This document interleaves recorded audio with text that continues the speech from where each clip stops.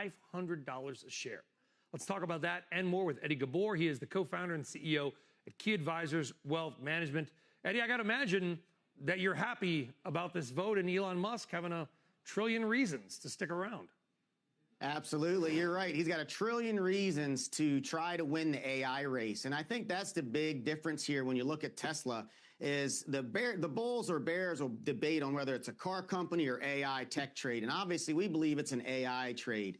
And as long as we continue to grow in this AI bubble and you think it's going to expand into 2026 like we believe, we're not going to bet against Elon. And Tesla hasn't even hit its highs of 2020 of last December. So we believe it's going to break through last December's highs and possibly finish at 500 plus per share at the end of the year. And this incentive-based concept is welcomed by shareholders. So I look at this as a very bullish development for the name. And as long as it's a bull market, we'll keep buying dips. But all I hear about is how BYD, which is one of the Chinese EV companies, they kind of make these lower cost, some would even say disposable cars, that they're going to kill Tesla. Tesla's finished in Europe, and BYD is where it's all at.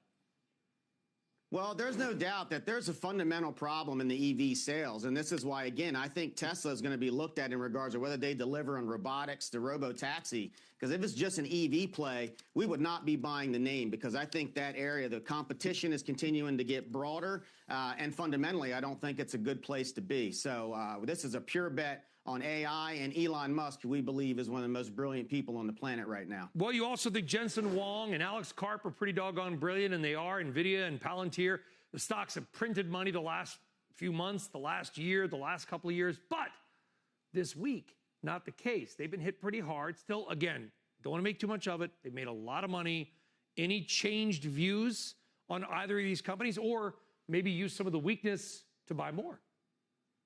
We are buying more on the weakness. We bought some yesterday and we bought more today because we're looking at the next 6 months. I think the reason why these growth names are selling off is because of a growth scare economically. And when we take a look at the government shutdown ending, and more importantly, the liquidity the Fed is going to put into an economy that's not in a recession while the market's near all-time highs, I think you're going to see asset prices continue to expand. And NVIDIA is the most important name in AI as well as in the NASDAQ 100 due to their weighting. So if you think the market's going to go up over the next few months like we do, you want to own the names that are going to carry the most weight. And we think these two are going to have the continued massive upside throughout this AI boom. Similar thought process with Palantir? Absolutely. Now, you'll want to sell them fast when we do go into a bear market because they will get hit the hardest. But right now, we're going to continue to ride because we don't think we've seen the last leg of this bull market yet. All right. Eddie Ghabour, Key Advisors Wealth Management, co-founder and CEO. Eddie, like it. Have a great